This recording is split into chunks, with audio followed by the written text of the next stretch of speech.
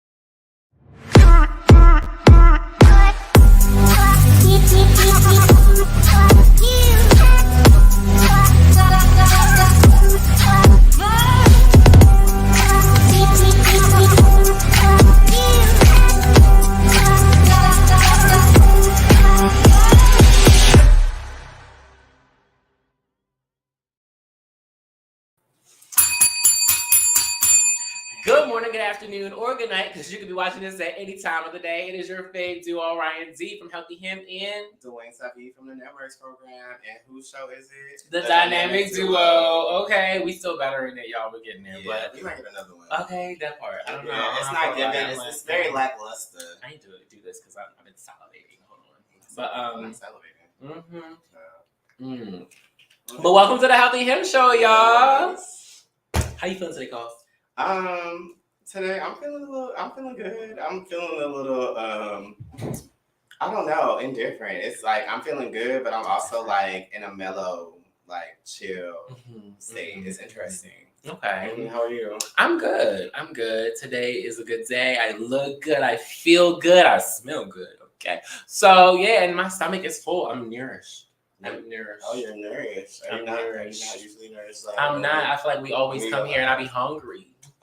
But we had lunch, y'all. We had lunch early today because usually we do it after the show. But today we did before the show, and I feel nourished. All right. Well, let's get into the whole, what we do here. Yeah, but before that, who we thanking? We thanking everybody. Let's thank everybody. So first off, we gotta thank Pyro Media Network, okay, for always, sticking by us and producing us beautifully. APLA Health for giving us the jobs that we have today. Okay. And CDC for bringing the Munty Hunty every week, okay, and every day for Healthy Him because they give us the money. So they do give us the money. They do, yeah. But yeah, we thank you guys. And without further ado, what do we do out here? So we do HIV and STI and STD testing. We also do STI and STD treatment. We do not do linkage to care at the Out Here Sexual Health Express Clinic. However, we can take you next door to our GCHC clinic where they will link you to care. But we also, and if you are negative already, we do PrEP and PEP services. Okay, so if you have a little scar or something and you feel like, you might have contracted HIV, you can come to us within 3 days and we will get you a PEP as soon as possible. Okay, so PAP you got to take within 3 days, and that's like after you feel like you had an exposure, right? Yeah, that's your plan B, girl. That's your plan B. So what's PrEP? Plan A. Ooh, okay. Look, so PrEP stands for pre-exposure prophylaxis, and that's basically like birth control. You take that every day, and if for cisgender men, yes, we can take it every day, and after 7 days, it's the efficacy is 99.9%. Okay. To prevent us from contracting HIV. So you learn something new every day, okay? And like you said, so the people who already know their status and aren't in care, they can be linked into care. Yes, they next can. Door. Okay, so what if they haven't been in care in a minute? Like they was like, I got out of care, but I mean, how that work? We would probably put you through the whole little situation where we give you, tests again to check your CD levels and things. Okay. And make sure you where you need to be. Make sure that your HIV hasn't advanced if you haven't been in care in a while. And just get you everything that you need, everything that you want. Get you enrolled in our food pantry services and things like that because we get the girls food and artists, artists, But okay, I love it. Come on now.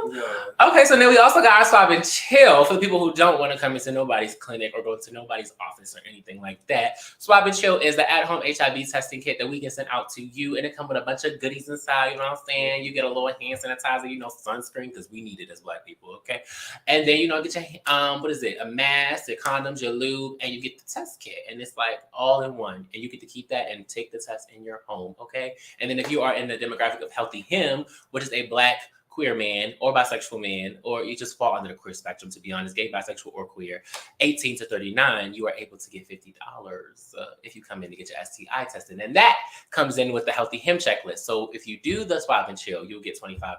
But when you come in to then get STI testing downstairs in our clinic, you get an additional $25.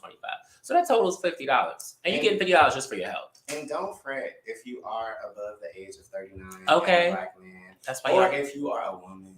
That part. Or if you are trans, okay, you can still come see me at the network scene, and we can get you HIV tested.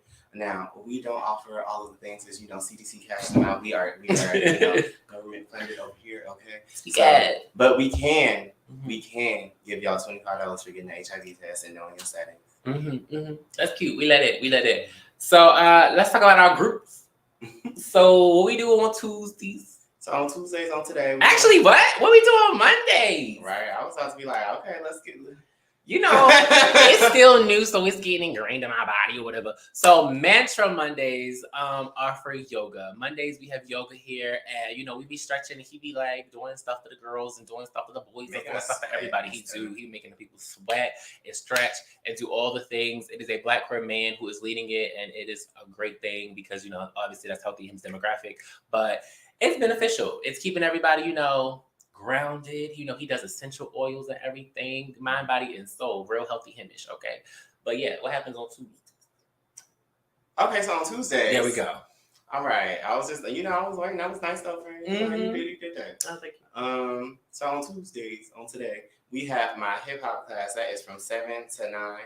7 to 9. I typically try to end it around like 8:30 though, because I like to get out on time. We got to clean up and close up and things. But it's a good time. You can come out. It is for the everyday person. Yes. And notice I said person, so you are he, she, or they. Okay. Or all three. Okay. Come through. Okay. Whether you are, round, long, short, tall, rhythm, no rhythm.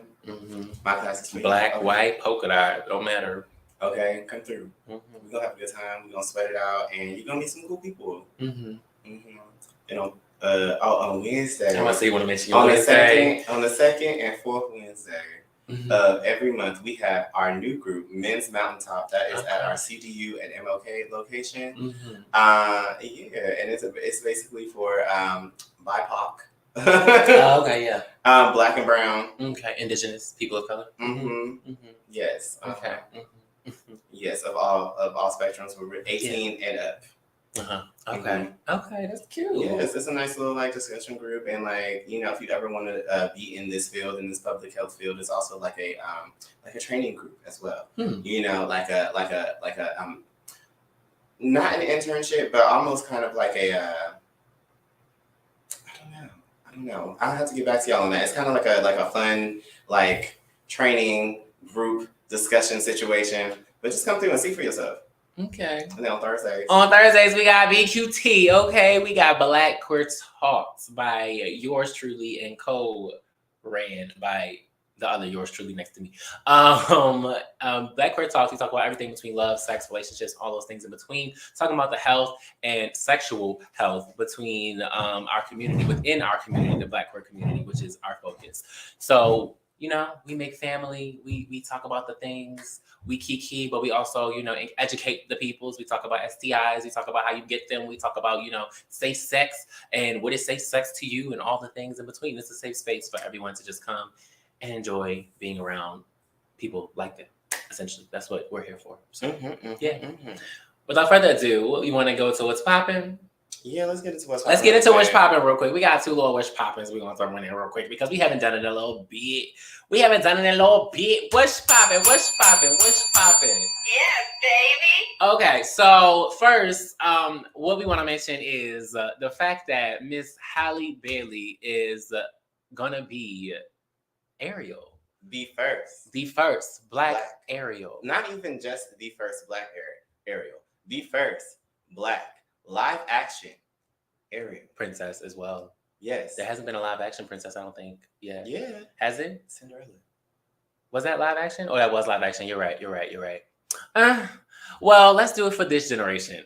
This generation has not experienced a live action black princess. We see. Exactly. And Tiana was a cartoon. So that's why I was thinking, I was like, we haven't seen. But yeah, I forgot. Right. You know, if Brandy's before your time, it's before your time. But we can't forget Brandy. That's true. But we got to think about the babies. It's been so many like TikToks going viral of little girls, like little black girls who are like, oh my gosh, she looks like me. And I'll just be like, I've been crying. I'm like, oh my gosh, I love this for them. Like all the kids born like 2005 and after are like now experiencing this experience of having like a black Disney princess. And that's beautiful. And I love that like they got her with her red dreads. Okay. And they got her like swimming with her black self in the ocean and stuff, talking about out of the sea. And I was like, oh my God, I love it. And it's just like, wish I could be. I was like, oh my God, a part of that world. So it's just so like beneficial for the black community to see this, but mainly like black little girls. And I think our whole thing is like little black boys got Black Panther, exactly. They got T'Challa. So it's like they had their moment. And that was a long time coming too. We didn't have no representation. We did. So the fact that the black boys got T'Challa and now the black girls are now having Ariel is like, oh my gosh. Like it's iconic. So this is gonna be a big moment. I'm excited for her. And it comes out a day after my birthday. I live. So it's gonna be great. But yeah. Yeah, I'm excited for it. I mean, I just really want to hear the music. I want to hear her original song because they said that she wrote one. She has 4 songs she's adding. Oh, period. So, you know, I'm ready for that. I also want to know what the prince is giving. Like, is it going to give like Cinderella with Brandy where everybody as racist is different and we just, you know, it don't make sense, but it makes sense? Like, that's what I heard. I heard the prince is still white and, you know, Ursula's white because it's Melissa McCarthy. So. Oh, wow. I didn't know it was Melissa. Oh, yeah. I like her. At least she'll be funny. Yeah. But, yeah, I'm just excited to see what it's giving. You know, I have an open mind, I have an open heart. And one thing that I do know is going to be a certain is that the vocals from Haley are going to be, or Hallie, fire, on point. Okay, and already the original Ariel has already been giving her flowers. She was like, you are beautiful, you're amazing. Melissa was talking about how they was rehearsing and she started crying and everything, just listening to her. The whole cast was crying. I was just like, yeah, her voice is so angelic. And it's just like, just from that, wish I could be a part of that. It's like, yes, like we have never heard. It's like, you know, black people, we got a voice to us. And when we can sing, it's that soul. And she got that soul. She do. Because the original Ariel was cute, but it's like, Hallie got that soul. She gonna make people cry. You know, I felt it from the original Ariel too, just how I feel it from like Hallie now. I just think I do think that, you know, the vocal caliber has grown, but that is with music overall. So yeah. Okay. I think it's gonna be a great movie. But moving on, you had another what's happening? You did. That was yours. Go ahead. You want to mention it? We don't have time. The Woman King? Yes, go ahead. Oh, yes. You know, they're just coming out with all the black stuff, y'all. We're going to rush this on along. The Woman King is coming out with lead Miss Viola Davis. Okay, the one and only. My mom. It is going to be a beautiful movie full of beautiful black women doing beautiful black women things. Warriors. Yes. I mean, as they are in everyday life and you know, the movie as well. They trained hard for it. I watched a lot of behind the scenes. She was training real hard. They are ripped. Okay. They was lifting weights and stuff. They was in the gym. They was putting in them 10,000 hours. And Viola's over 50. She killing it. You know, 50 is the new 40. Okay? It is. So. Black don't crack. But yeah. I was just saying something. I cannot. But without further ado, let's get into the main topic, y'all.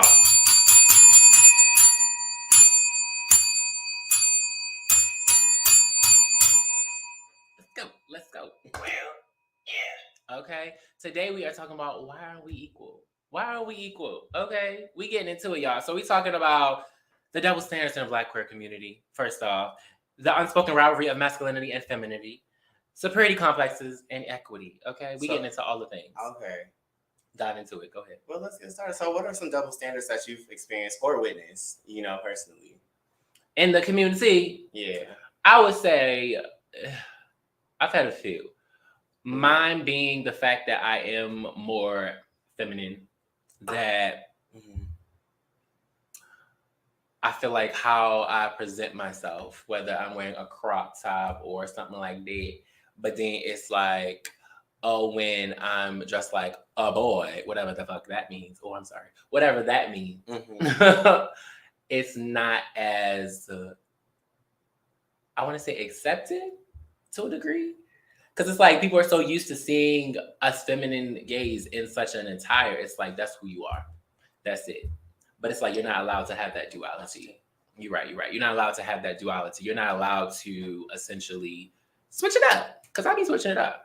It's like one day I want to wear a crop top. One day I want to, like, have a shirt with my, like, my thing open, my little chest open, you know what I'm saying? With some jeans and some boots, and that's it. Like, it's just like, it depends. And then sometimes I want to throw in a snapback and throw on a graphic tee and then just like some sweats or something and just call it. But with that, it's like, oh, he not really a boy. He really, he feminine. He did. And it's like, you could be whatever. It doesn't matter how you dress. You know what I'm saying? Mm-hmm. So that's one of the major ones. I feel like for me, I feel like sexually it comes, but we can get into that later. Actually, we're gonna get to that later. But go ahead. What about you? I mean, it's similar for me. I mean, y'all can kind of see me right now with the whole beard and everything right now. This is mostly how I look majority of the time, unless I actually try or if I'm going somewhere, then it'll probably give something else.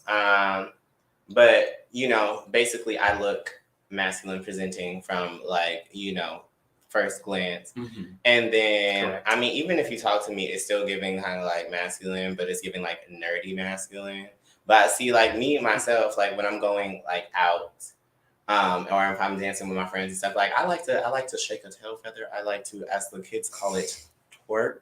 LOL. Okay, so like I like to throw that thing in a circle. Mm-hmm. Yes, I enjoy that a lot. It is very fun for me. Okay, but like as a masculine looking man, it is frowned upon for me to do those certain things just because they're like, oh my god, like basically what you said, friend. We have the opposite issue.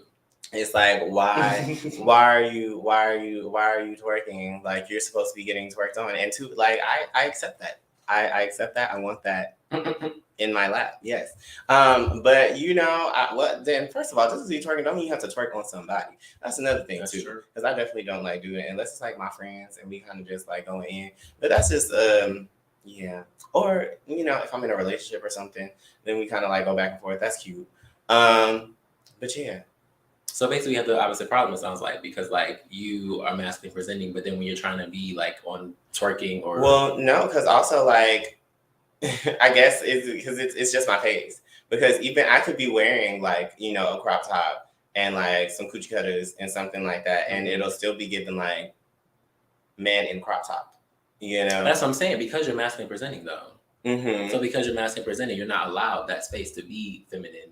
I mean, it's some type still, of feminine characteristic. I'm not like allowed to show it. But exactly, it's still but mine's the opposite. I'm already feminine and feminine presenting, essentially, I guess, but not really. Not really. But exactly that's what I'm saying. But whenever I'm in a crop top or like my tight shirts that I like wearing, like the little vibes I be giving, nails done, and all of that, when I'm giving the whole aesthetic that I can give, then it's like, oh, he's feminine, that's what he is. But then as soon as I want to, throw on some cute stuff and throw on more masculine looking appearing things, then it's like, oh, you're not a boy. Why you acting like that? Like, it's like, you know what I'm saying? And it's like, I'm whoever I want to be today. Okay, that part. But what do you think is the deeper unspoken rivalry of like masculinity and femininity in the community?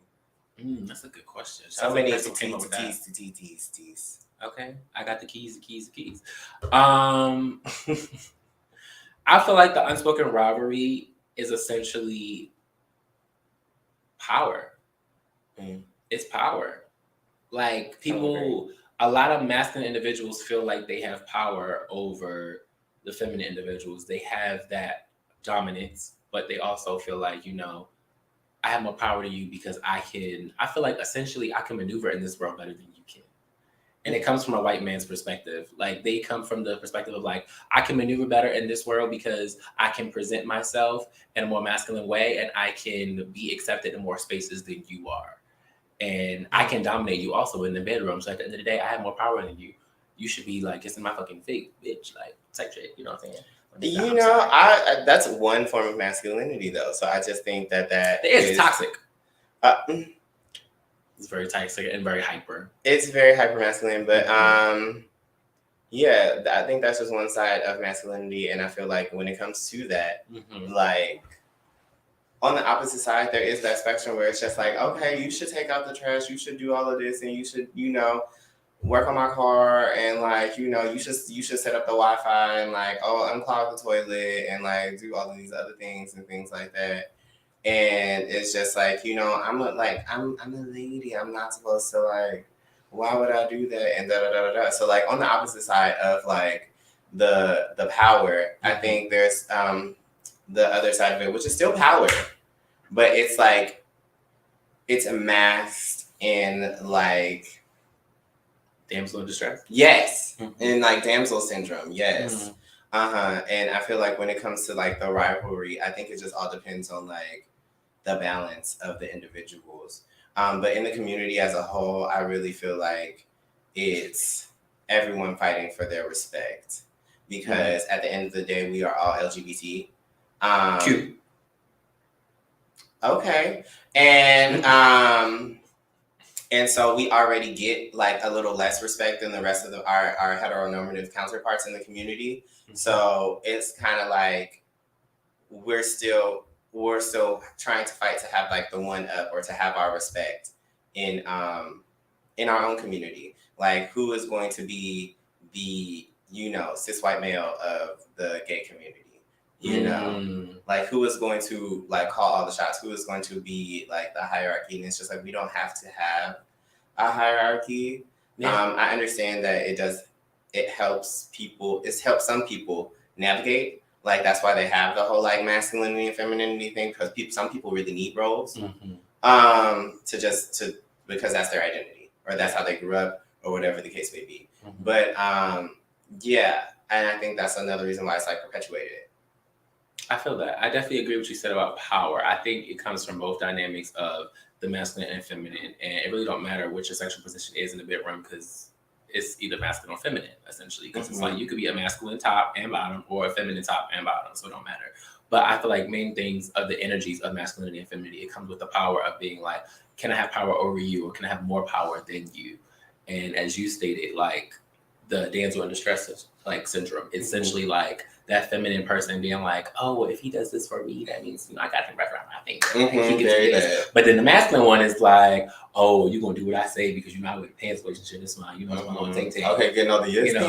Yeah, exactly. Yeah, I'm a cook. That power. I'm gonna go make them tacos. They be power tripping. They be like, I run ish around here. So it's like. It goes on both spectrums, and it's just like, I think that's where the rivalry comes, like who's gonna have more power. But sometimes people just be like, you know what, you got it. Yeah, I mean, or it should just be equal. That's the whole point. Or sometimes people just have like superiority complexes. That part, let's get into it. Yeah, like, do you think you have a superiority complex? I have my moments. I'm not gonna lie, I do have my moments. I have my moments where I feel like, I'm in a certain environment, I'm in a certain community. I'm like, I'm better than this. Like, if I'm scoping what's going around, just like, I'm better than this. Like, but it's never like I'm better than a person, because I can never say I'm better than anybody if I don't know their situation or what's going on. But I know when I'm better than an environment. Knowing like, okay, I'm in an environment where they was supposed to be playing and everything, and things start fighting, people start fighting, things going on, and it's just like, I can't. This is ghetto. I don't do this. Like, giving real, like, if you was beefing with somebody at that wedding, you should have beefing at that wedding. Why would you bring to somebody's club? That's sad. Like, that kind of vibe, you know what I'm saying? Like, I wouldn't catch myself in an environment like that. Like, yeah.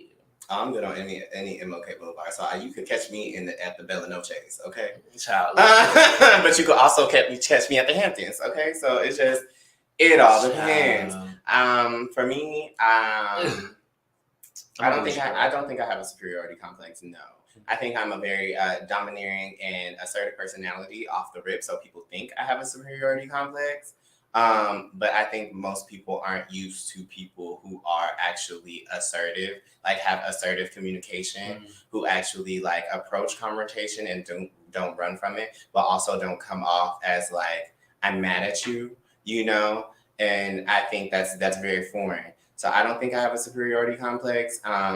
And similar to you, friend, like I don't think I'm better than any one person, but I can feel and know that I'm like the smartest in the room, or the most talented, that part, or the most fashionable, anything. Like I can know that I'm number one in the. Like I can look around and see that, but the difference is how I go about that, which is also why I feel like I just don't have a superiority complex, because I'm around people who I feel are like lackluster often, and you know, I never say anything. There's variations to me. There's variations to superiority complex. So I'm saying with mine, same way. Like I would never sit up here and be like, I'm better than you. Like I would never be in your face like, I'm better than you. I know I'm better than you. Look, all these people, I'm better than all of them. Like no, I'm not like that. I hate people like that. It should just show through the work. That part. It should just show through the work. That part. But like I said, environments for me. Certain environments, I'd be like, why am I in here? Like, what is it giving? Like, this is not giving somewhere I would want to be. That only happens if I'm like being dragged somewhere. Like if I know I'm going, that's what I'm saying. Like if I'm going somewhere and somebody tells me I'm going somewhere and they tell me like, and that's why I ask so many questions. Like I like to be prepared for anything. So, but you know, it's just too. like if I'm anywhere, even if it was like Atlanta or like Texas, Houston, like it could have been. If you telling me what to expect and I go in there and it's either better or worse than I expected, you know what? I'm giving very much so like. If you can't beat them, join them. Like, because you never know. You might actually have fun with them, or you might like learn that you like something new. But that's just like my perspective. I like to like, you know, get with it and see if I like it before I'm just like, this is ghetto. That's fair. For me, it depends. Like here, I feel like it's different because you know LA. I don't know LA as much as you do because you're from here. But my thing is like in certain places in LA, I'm like, I'll look around. Like I've been here for 7 years now. I'm damn near like a known transplant. So it's like, it depends where it is. Like, it's like, okay, this area, I guess we can go there. I'm not familiar with the area, but we could try it. If you say like Atlanta or something, I know a lot of places in Atlanta where it's like, you're not supposed to go there. You shouldn't go there. But I would take the risk to see what it gives, but I would still be like, this is ghetto. And like one place I know for sure, I don't know people out there from Atlanta. Should I not say no? Okay. And one place I know essentially is a club that a lot of people go to and they be shooting out. Okay. And they always shoot. It's the gay club on top of that, which is worse.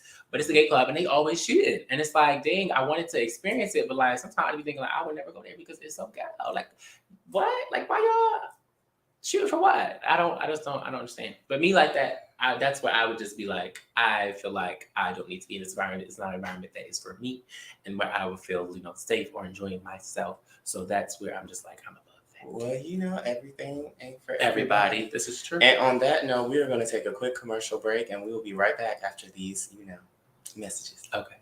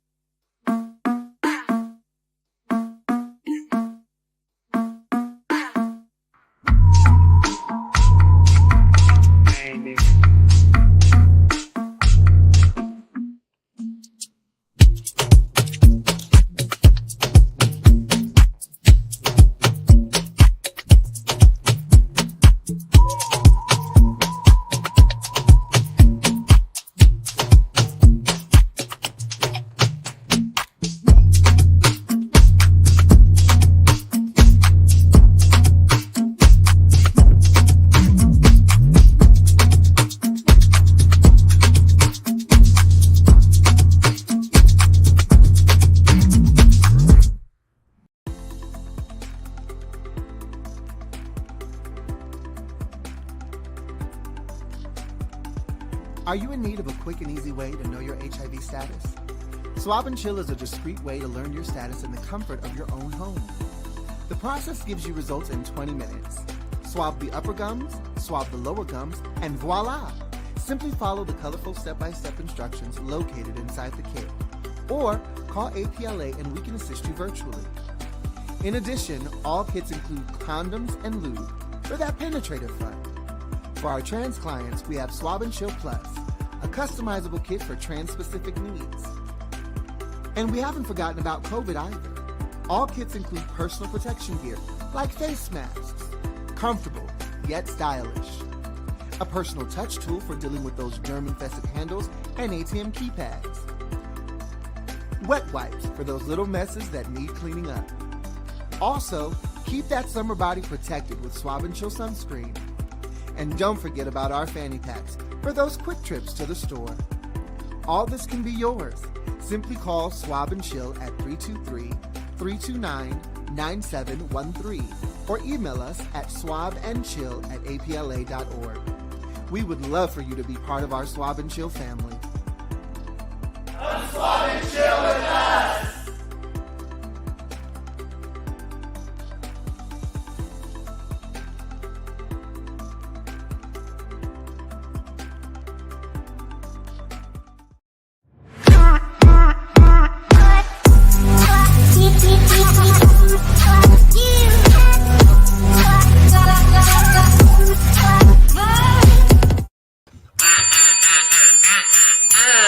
And we are Bizak after the Brizak. Okay, well, I'm gonna start saying that. We is Bizak after the Brizak. Okay, so welcome back, y'all. We are talking about why are we equal?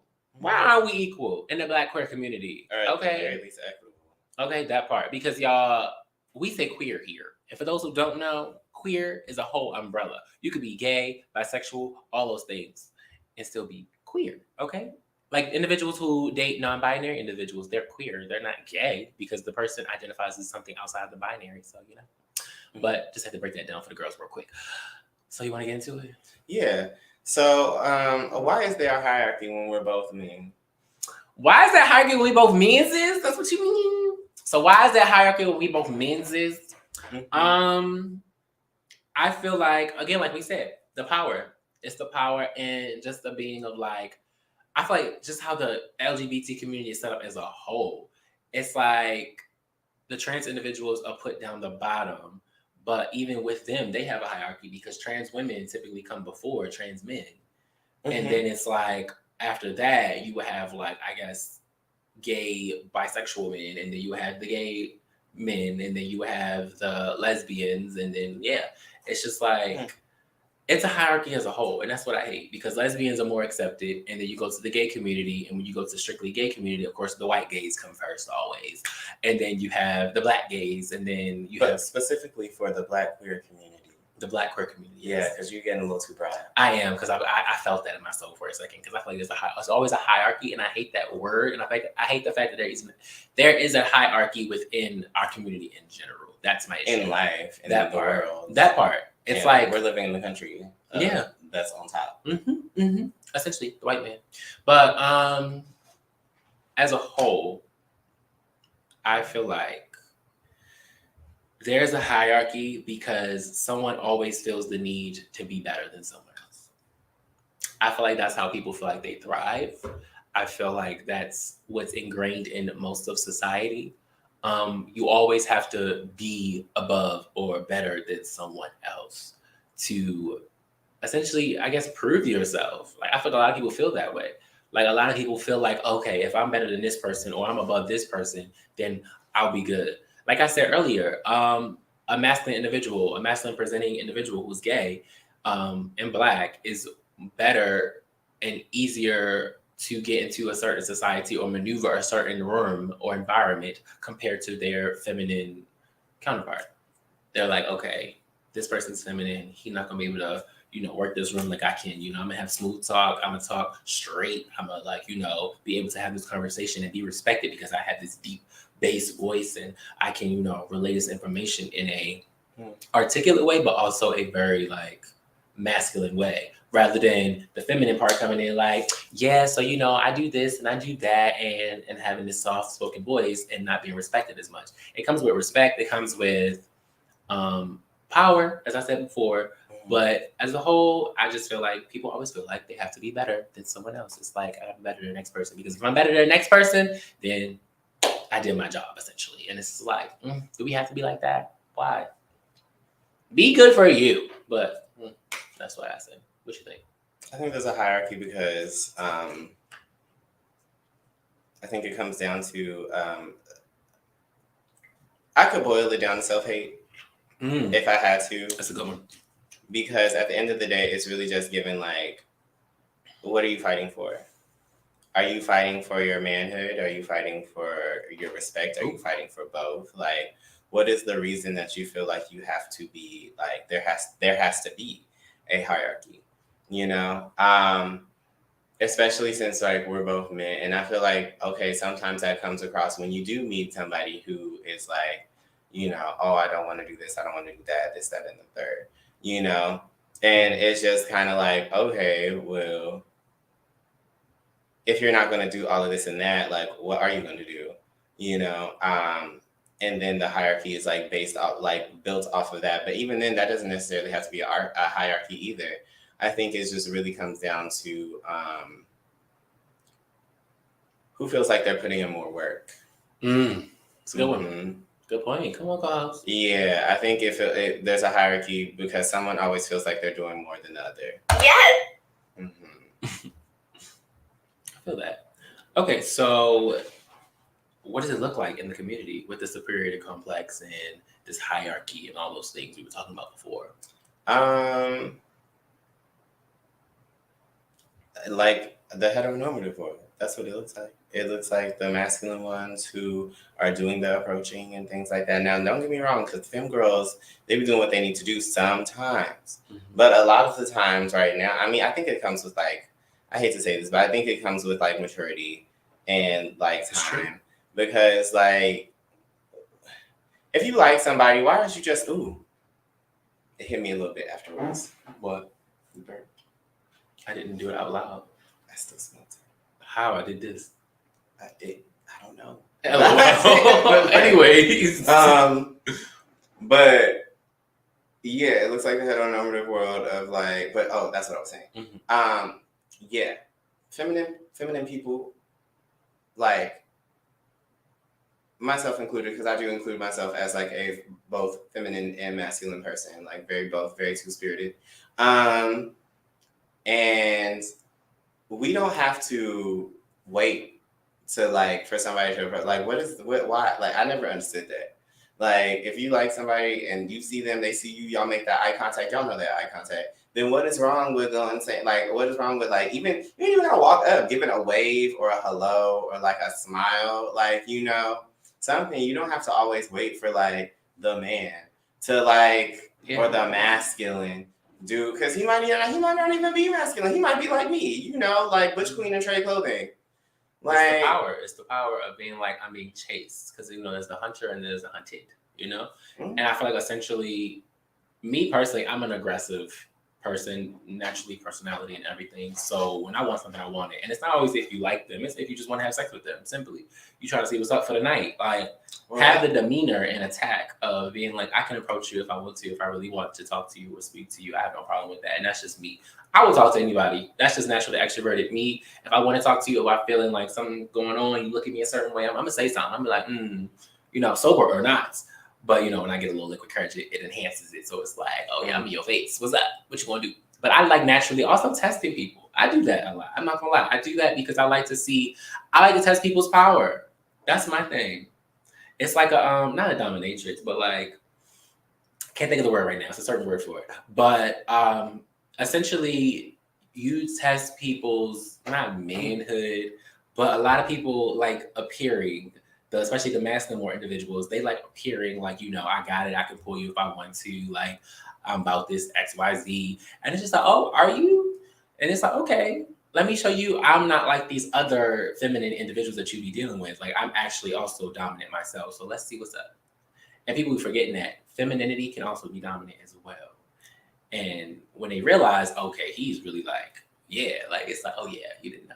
That's so interesting to me because like I get that, but like it's the opposite reaction for me. Really? Like I'll see them and be like, and I'll automatically know like you ain't about it. Like you think you're about it, but that is like that is the toxic masculinity, that is the false confidence, that is the flexing, that is the flexer. You know? But I try not to like judge people. So I do give them the opportunity, but it's not giving like I'm not testing you because I already know you're whack. Like I don't need to test it if I can clearly see that you're sitting up here like, Like, you know, because Mhm. people who actually have it, people who actually exude confidence, It's like natural. you just are. You just are. Mhm. You know, Very natural. it's not giving like I have to like flex on you, you know. Yeah.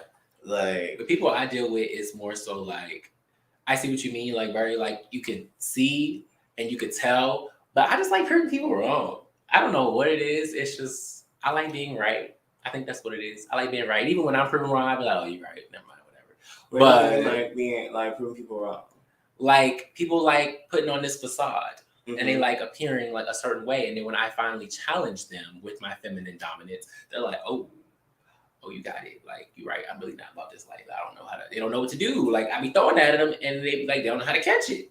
So it'd be like, oh, okay, well, and then that proves like wrong that like you never really had a demeanor. You don't know how to deal with someone who may have more power than you or who is dominant. And you aren't as quote unquote this masculine, I can take whatever type of energy and take power over everything or dominate anything that comes to me type of thing. That's my whole situation. So real quick, and then we'll like get into the next question. Mm-hmm. Like how do you decipher like who has it and who doesn't? You know, you don't really know until you experience it. No, I'm saying like how. That's what I'm saying. Like, what is the energy that is given to where you know if they got it or if they don't got it? Because some guys, a lot of guys actually, will just do the whole like, you know, hyper masculine thing and like where they'll gaslight you and be like, oh, like you got a smart mouth, or like, oh, like you got a lot of attitude. I need like we just talking, da da da da da, this, that, and the third, like that. So that's what I'm saying, like, and that can be perceived as, you know, taking control of the situation. Mm-hmm. You know, so like that's what I'm saying for you, like. For me, how do you decipher like who's really about it versus like who is fluff? For me, it's typically again testing them because I can only go off your word. I can hear your word, but actions speak louder than words. So you could say, "Oh yeah, I'm the most masculine in the room. I'm the, you know, I'm the head honcho of this. I do this. I do this." Like, it's like, "Oh yeah, you run it. Okay, bad. Let me see what you got, Poppy. What's up?" And then that's when I test you. And then when I test you and you prove me wrong, then it's like, I mean, you prove me right, then it's like, I was right. If you prove me wrong, then I'm like, okay. But what are these? You got it. What are these tests? You got it. I can't release these tricks to the people. What you talking about? I mean, but that's why we have a show. But it's okay. So how does this inequity reflect? We'll get to that another time, y'all. How does this inequity reflect in the bedroom and relationships/friendships? I feel like, again, the dominance. Essentially, this all ties in together. The double standards, the inequity, the superior complexes, and all of that. It all ties together of power. Mm-hmm. It's the power of the top, the power top. But it's essentially the top feeling like they have the power and they control the relationship. They have their person, like they have their bottom, essentially, you know, packed. Like they like, I got this. I wear the pants relationship. I run this relationship. I do this. I do that. All of that. And then it's like, oh, okay. And then again, like you said, the damsel in distress syndrome. It's like very much so, oh, you know, well, my man, my top, he gonna do this for me. He gonna do this for me because if not, he not gonna get these goodies. And it's like, hey, and essentially they can share the power, but it's all in if they want to. Because I feel like if you have a good power dynamic in a couple, they could be a power couple, and that's why they say power couples. Gotcha. But yeah, like y'all can both have that and share it to a good degree, but when it gets like one person's trying to have more power than the others, and it's like, oh, you're trying to take control of the relationship, you're trying to take control of me. Well, I mean, if somebody is just a natural leader and you're feeling like because I think that does come across, but again, like in my like situation, like I mentioned earlier, I am naturally a domineering, like assertive, like passionate person. So for me, I know there's been a few times where I'm not like I'm not trying to like overexert. I'm not trying to like hold something over like a friend or a partner's head, and they'll still feel like I am because of their insecurities in themselves or their like feeling of not being able to not knowing what to do with a certain part of their life at the moment. You know, I feel that. like not knowing where to go or like who to choose or like, you know, if they want a banana or apple, you know. And I think that when it comes to that, that's a more of a internal thing. And I think that's also why there's an inequity as well, because sometimes it is perception. Sometimes people feel like there's a power hierarchy when in actuality, it is something that is lacking from within, to where they feel like this person is trying to do this or take over them or, you know, do the most.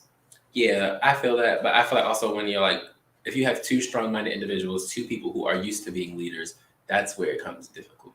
Because it's like y'all both have to find the balance of, okay, we both have power, we both are strong-minded, we both are leaders, and we're known that way in multiple communities and places. That's like, now we need to figure out how can we do this together and have this equal power.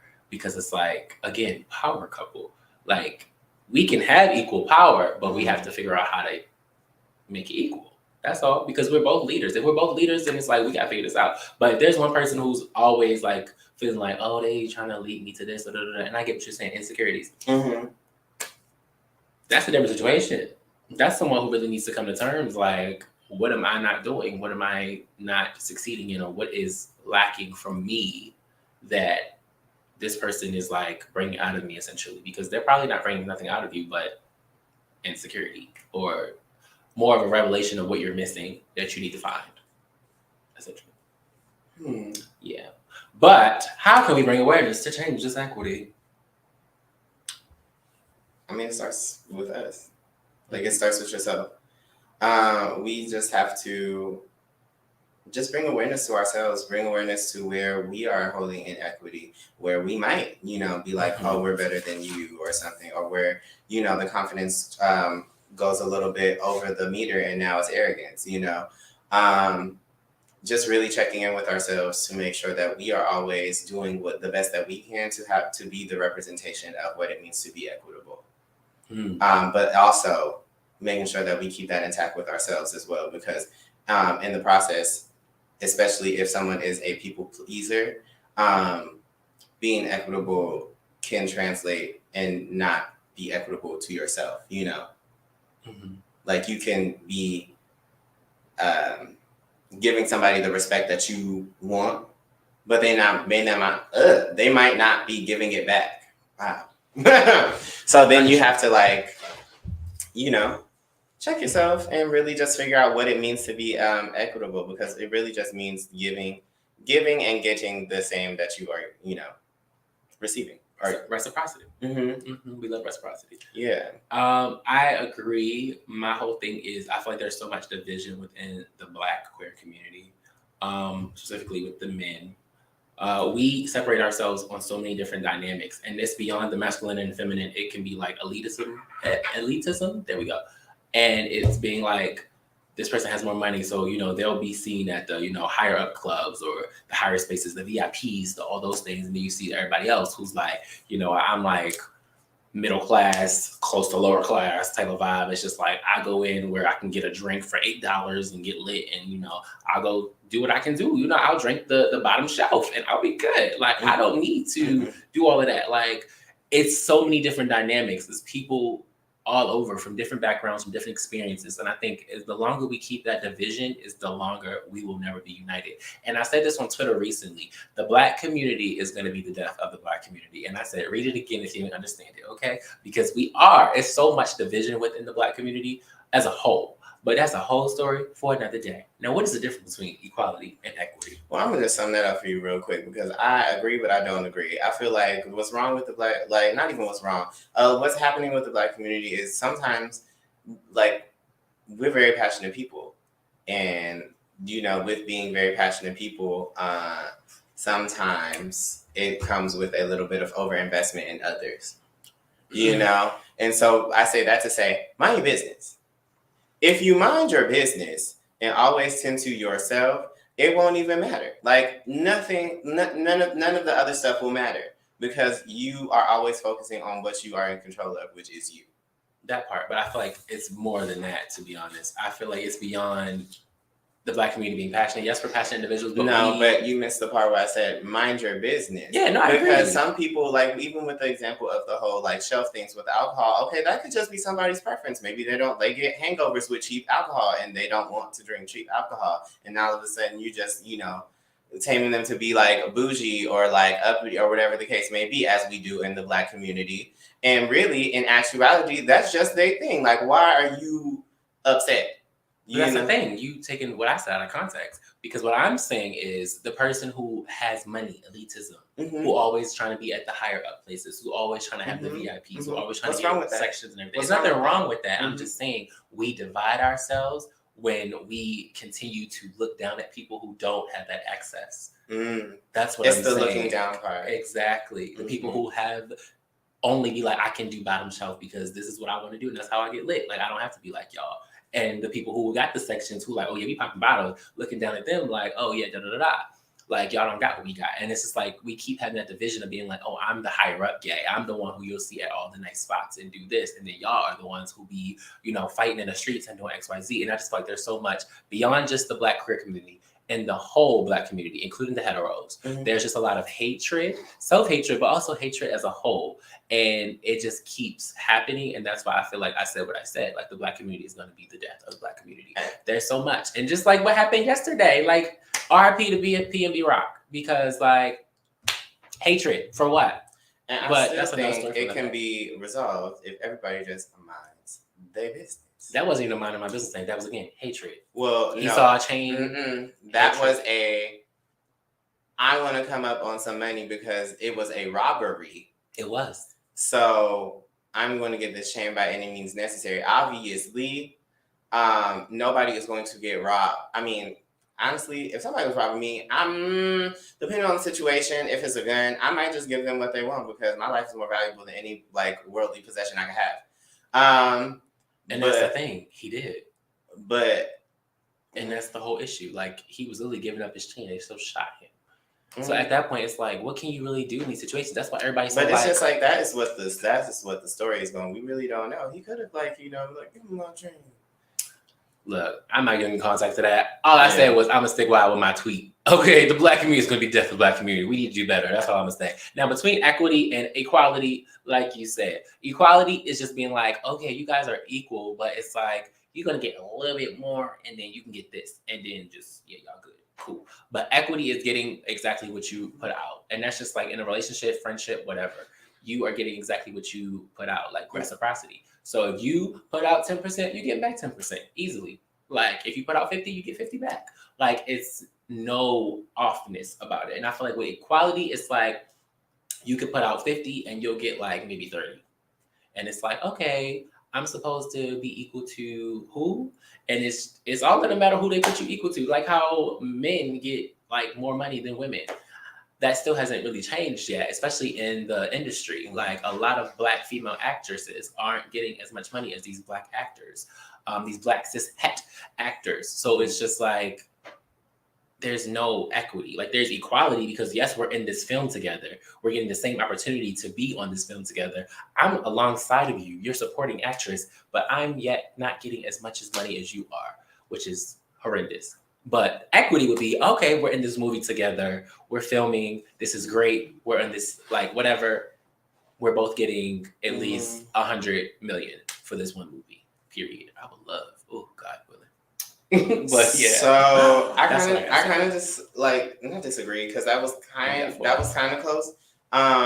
So equality is like, for example, with the whole Monique and Netflix situation. So Monique has accolades, right? She's been in the business for a very long time. So regardless of if she's in a lead role, let's say with, another maybe well-known actor, but not been in the business as long, doesn't have the same accolades. That's saying that Monique and this other actor who has just jumped on the scene, but also has a lead role, are going to get paid the same. Because that's equal, right? They're both lead actors. They're both like, in this movie, they should both get $30,000. That's equality. Not whatever. Like, that's equality. Saying that all lead actors are going to get this one amount. Equity is like respecting like basically paying respect where respect is due. Like, although, yes, Monique is going to have this lead role and they're both lead roles, she has put in the work to where she can ask for her price the way that she wants her price to be. Because that is her price. Like, she has put in the work to have that price. Like, that is equity to me, because it's just like, you're not, some people are like, some are not equal. Some people are not equal in certain subjects and circumstances. Like, you're not going to tell me that you're going to pay Patti LaBelle the same thing that you're going to pay Lotto. That's not equitable. That's not equitable at all. Two different people and two different, like. But that's what I'm saying. But the equality, that's what equity is. Because equality would be, oh yeah, Lotto's gonna get paid the same as Patti, because they're doing the same concert. I don't think that's what it is. But I mean, if that's to you, that's okay. So we can just agree, disagree, I guess, on that. Most subjects. That's fine. Yeah, that's fine. But yeah, what advice would you give a Black queer man who feels they are in an imbalanced relationship / friendship, a double standard relationship / friendship, essentially? If you want to stay in it, have a conversation. If you've already had the conversation and it's still giving double standard, it's still giving like inequitable, either leave or get that bread, get that head, then. Or you can just like, just slowly start taking your distance from them, or taking your distance from them and giving them what they put out, And a lot of people can't handle that either. Like, you'll give them what they give you and then be like, why are you acting like this? And it's like, this is what I get. This is you. Like, this is the energy that you put out. This is the energy that you have created for this space. So, it is what it is. So that's what I would say. Like, but sometimes it takes too much energy to meet somebody at their level. When you can just be like, yeah, this isn't working for me. That part, literally. Protect your peace, protect your happiness. Okay. I would say definitely have a conversation. And if you keep having a conversation, then it's like, take a step back, take a moment. Because it's like, if we keep talking about this, or I keep bringing this up to you and we're still having this issue, clearly you're not hearing me. So let me remove myself from the situation so you can hear me louder and realize, like, without me, this is the issue. And now you can actually sit with yourself, sit with the feelings, sit with what happened, and understand that this was a serious issue. This meant a lot to me. Us having this double standard, us not being equal, having inequity, your superiority complex, and all the things. It's like, it's important. It's important to have balance. Okay, in any relationship, any friendship, it's always good to have balance, okay? And if you don't have balance, sometimes people love differently, sometimes people show affection differently, sometimes people just show up differently in general. But learn people's love languages, learn people's communications and how they communicate, and everyone has different mental processes. That's what we have to remember. We're not all the same. So we can have the conversation and realize that, then we good. But other than that, hope you guys learned something today. Enjoyed the show. Hope you guys learned something today. Enjoyed the show. And without further ado, it's your fave duo saying bye.